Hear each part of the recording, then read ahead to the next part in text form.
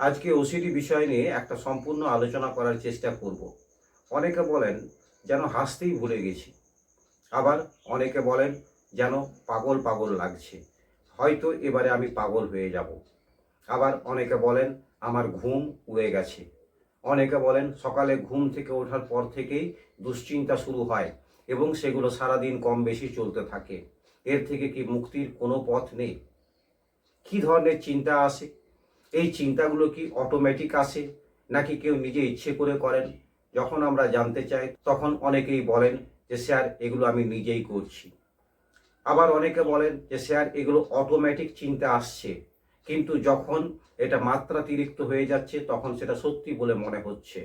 অন্য সময় তো আমি অ্যাভয়েড করতে পারছি, কিন্তু যখন তীব্র আকারে আসছে তখন আমি এগুলোকে অমান্য বা অস্বীকার করতে পারছি না। এগুলো ঘটতে চলেছে, এই ধরনের সাংঘাতিক ঘটনা আমার জীবনে ঘটতে চলেছে বলে আমার মনে হচ্ছে।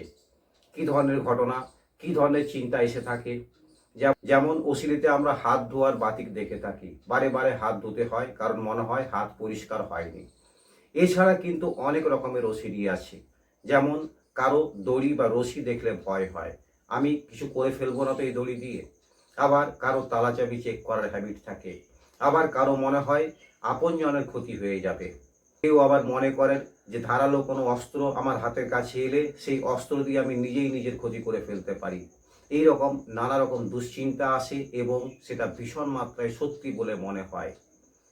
ওসিডিতে আপনারা জানেন একটা চক্র কাজ করে, একটা চিন্তার চক্র, একটা দুষ্ট চক্র কাজ করে। চক্রাকারে প্রথমে একটা চিন্তা আসে, তারপরে ভীষণ মাত্রায় উদ্বেগ তৈরি হয় এবং তার সমাধান করার জন্য একটা তীব্র ইচ্ছা বা পীড়া তৈরি হয়। এই তীব্র পীড়াটাকে ওভারকাম করার জন্য আমরা যখন কোনো সমাধান করি তখনই সেই চক্রটা সম্পূর্ণ হয় এবং এই সম্পূর্ণ চক্রটা একবার হয়ে শেষ হতে চায় না। এটাই হচ্ছে ওসিডির সমস্যা। এতে বারবার বারবার আপনাকে সেই চক্রটাকে কমপ্লিট করার একটা তাগিদ তৈরি হয়, বারে বারে চিন্তা আসে এবং যতবার আপনি ওই চক্রটাকে সম্পূর্ণ করতে সাহায্য করেন তত এটা স্ট্রং হয়। ধীরে ধীরে বাস্তব থেকে আমাদের মনোযোগ উঠে যেতে থাকে, আমাদের একটা কল্পনার জগৎ তৈরি হয়। তখন অনেকে বলেন যে স্যার আমার কোনো কিছু মনে থাকছে না। আসলে তার মনে থাকছে না তা নয়, তার মনোযোগ বর্তমানে নেই। তার মনোযোগ আছে কল্পনার জগতে, কিন্তু তার মনে হচ্ছে ওটাই হয়তো প্রকৃত জগৎ বা বাস্তব জগৎ। ওটা বাস্তব জগৎ নয়, ওটা কাল্পনিক জগৎ, ওটা সাবকনশাস মাইন্ডের জগৎ। সেই জগতে কিছু সাজেশন আসছে, কিছু বিপজ্জনক সাজেশন আসছে। কেন আসছে? কারণ আপনার মধ্যে অ্যাংজাইটি তৈরি হয়েছে। এই অ্যাংজাইটি আপনার শরীরের মধ্যে একটা অনুভূতি প্রদান করছে, আপনাকে ফাইট আর ফ্লাইট মোডে নিয়ে যাচ্ছে, অর্থাৎ লড়াই করো বা পালিয়ে বাঁচো, কোনো কারণ নেই তাও। যখন আপনার শরীরের মধ্যে এই অনুভূতি হচ্ছে তখন মনের কাজ হচ্ছে যাচাই করে দেখা কোথা থেকে বিপদ আসতে পারে, কোন ধরনের বিপদের সম্মুখীন আপনি হতে পারেন। তখন মেমারিতে বা স্মৃতিকোষে যে কোঠায় আপনার ভয়ের বিষয়গুলো পড়ে আছে সেখান থেকে একটা দুটোকে সে তুলে আনবে। সেই ফাইলটা, সেই ফোল্ডারটা ওপেন হয়ে যাবে। তারপরে সেই বিষয়টাকে নিয়ে আপনাকে যখন ভয় দেখাবে, এইরকম কিছু ঘটে যেতে পারে, এইরকম কিছু ঘটে যাবে না তো, তখন আপনার মনে হবে ইয়াস, সত্যিই আমার হয়তো এরকম বিপদ হতে চলেছে এবং আমার জীবনটা ভীষণ সমস্যার মধ্যে যেতে চলেছে। এর ফলে ভয় বা উৎকণ্ঠা যত বাড়ে তত কিন্তু তার সমাধানের ইচ্ছা বাড়ে। অনেকে অন্যকে জানতে চান আমার কোনো ক্ষতি হবে না তো। এইভাবে বারে বারে অ্যাসিওরেন্স, রিঅ্যাসিওরেন্স পেতে ইচ্ছে হয়। যত বেশি অ্যাসিওরেন্স বা রিঅ্যাসিওরেন্স কেউ দেবেন তত বেশি কিন্তু তার ভয় বা উৎকণ্ঠা বাড়বে। সাময়িক কমে গেল, সেটা দীর্ঘস্থায়ীভাবে বাড়তে থাকে। তাই অ্যাসিওরেন্স রিঅ্যাসিওরেন্স নয়, চেকিং রিচেকিং নয়, এটা আমাদের অ্যাংজাইটি বা ওসিডিকে আরও বেশি মাত্রায় স্ট্রং হতে সাহায্য করে।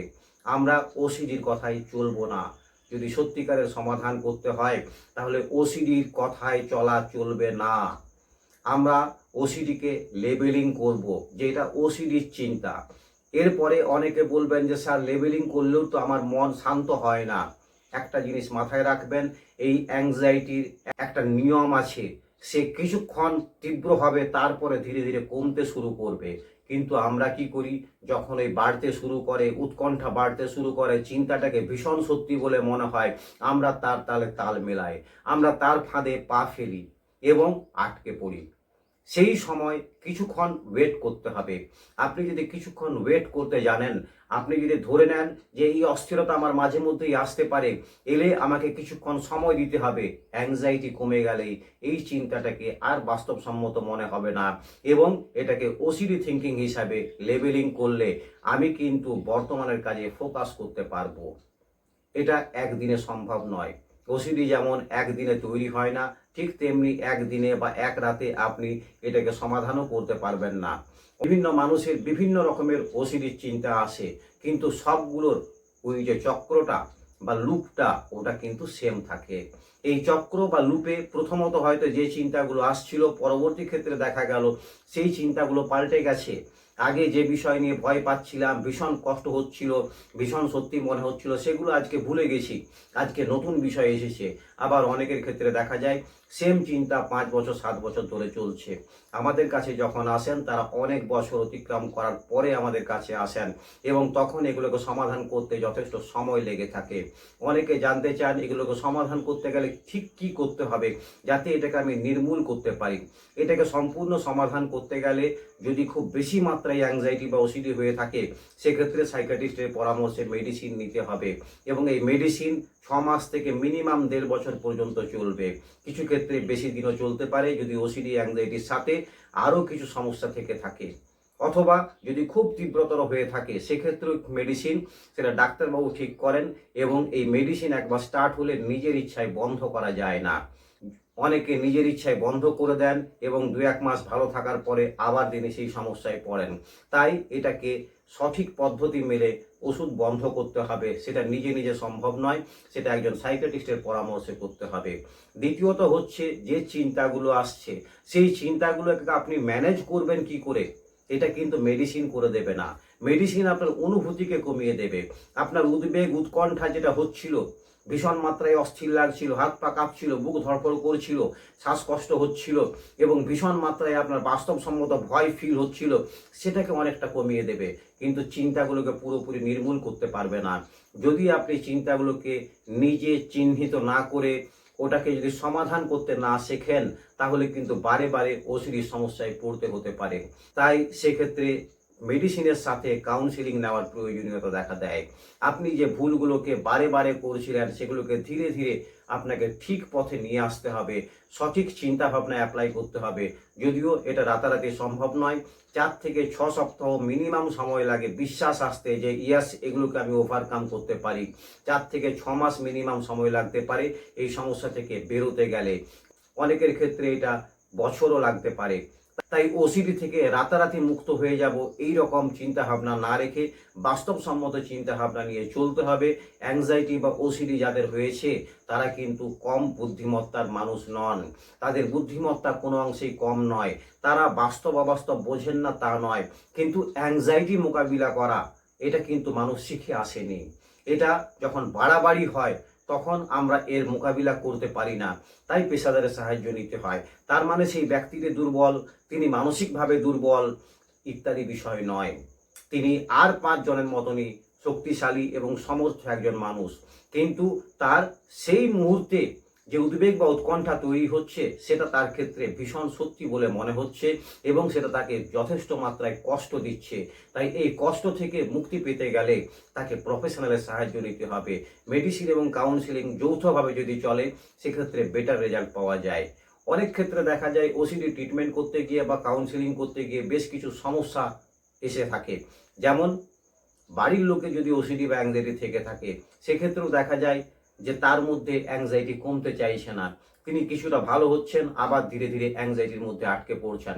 তার কারণ বাড়ির পরিবেশ, বাড়ির পরিবেশের মধ্যেও অনেকের অ্যাংজাইটি লুকিয়ে থাকে বা ওসিডি লুকিয়ে থাকে। বাড়ির কোনো সিনিয়র পার্সনের মধ্যে যদি ওসিডি থেকে থাকে তিনি তাকে বারে বারে সেই রকম পদ্ধতি অবলম্বন করতে বলেন এবং এর ফলে সেই ব্যক্তিটিও কিন্তু ধীরে ধীরে অ্যাংজাইটির শিকার হয়ে পড়েন। নিজের মানসিক অবস্থার মোকাবিলা করার সাথে সাথে বাড়ির পরিবেশকেও চিনতে শিখতে হবে। বাড়ির পরিবেশে আপনি কিভাবে নিজেকে শান্ত রাখবেন সেইগুলো কিন্তু কাউন্সিলিং সেশনে আলোচনা করার দরকার থাকে। যখনই আমি বাড়ির পরিবেশের কথা বলি বা বাড়িতে অন্য কারো অ্যাংজাইটি বা ওসিডির সমস্যা থেকে থাকলে তারও অ্যাংজাইটি বাড়তে পারে। এটা যখন বলে থাকি তখন অনেকেরই মনে প্রশ্ন আসে, তাহলে কি স্যার এটা জন্মগত বা বংশগত একটা সমস্যা যেটা জেনেটিক্যালি আমরা পেয়ে থাকি? অ্যাংজাইটি বা ওসিডি সাধারণত জন্মগত হয় না, এরকম হওয়ার সম্ভাবনা খুবই কম। কিন্তু পরিবেশ, বাড়িতে যদি কারো অ্যাংজাইটি থেকে থাকে, তার চিন্তা ভাবনা, তার ধ্যান ধারণা ইত্যাদি ফলো করে করে অনেক সময় বাড়ির লোকেরও অ্যাংজাইটি দেখা দেয়। তাই এই সমস্ত বিষয়গুলোকে চেনার দরকার আছে। একবার চিনে নিলে, সেগুলোকে মোকাবিলা করতে শিখে গেলে আপনি পৃথিবীর শক্তিশালী একজন মানুষ হতে পারবেন। মানসিক দিক থেকে ভেতরের ভয়কে যে জয় করতে শিখেছে, সে কিন্তু জীবনে সব থেকে আসল জয়টা লাভ করেছেন। বাইরের সমস্যাকে সমাধান করা তুলনামূলক অনেক সহজ, কিন্তু ভেতরের ভয়কে জয় করা অতটা সহজ নয়। যারা একবার করেন তারা আর 5 জনের থেকে এগিয়ে যান। সেই মুহূর্তে হয়তো যখন তিনি অ্যাংজাইটি ওসিডিতে আসেন, তখন হয়তো তিনি পিছিয়ে আসেন, কিন্তু তিনি এটাকে মোকাবিলা বা ওভারকাম করতে শিখে গেলে তিনি কিন্তু আর 5 জনের থেকে এগিয়ে যান।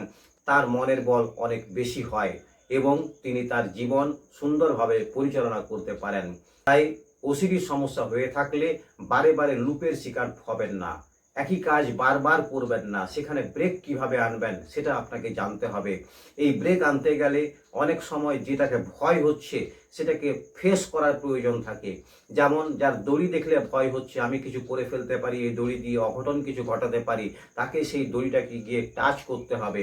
যদি আপনার ভীষণ মাত্রায় ভয় হচ্ছে এই কথাটা শুনেই যে আমাকে ওটাকে টাচ করতে হবে, তাহলে আপনাকে একে সিস্টেম্যাটিক ডিসেনসিটাইজেশন করার জন্য, গ্রেডেড ডিসেনসিটাইজেশন করার জন্য কয়েকটা পদ্ধতি রয়েছে। সেই পদ্ধতিগুলো অবলম্বন করতে হবে, যেগুলো কাউন্সিলিং সেশনে আলোচনা করা হয়। এর ফলে কি হবে? এর ফলে আপনার সেই বিষয় নিয়ে অমূলক বা অকারণ বা অবাস্তব যে ভয়টা ছিল, সেই ভয়টা ধীরে ধীরে কেটে যাবে। আপনার ব্রেন, নার্ভ অ্যান্ড বডি বুঝতে পারবে যেটাকে আর ভয় পাওয়ার কোনো দরকার নেই। আপনার শরীর যখন শান্ত থাকবে, মন যখন শান্ত থাকবে, তখন আর দড়ি দেখে ভয় হবে না, সাপে কাটার ভয় হবে না। এই বর্ষার সময় অনেকের মধ্যে দেখা যাচ্ছে সাপে কাটার ভয়, আমাকে সাপে কাটলো না তো, কোথাও একটা পিঁপড়েতে কেটেছে, মনে হচ্ছে সাপে কাটলো। এই ধরনের ভয়গুলো কিন্তু ওসিডির ভয়। আশা করি ওসিডি সম্পর্কে আজকের ভিডিওটা আপনাদের ভালো লেগেছে। ভালো থাকবেন সবাই। পরবর্তী ভিডিওতে আরও ওসিডি সম্পর্কে আলোচনা করা হবে। নমস্কার।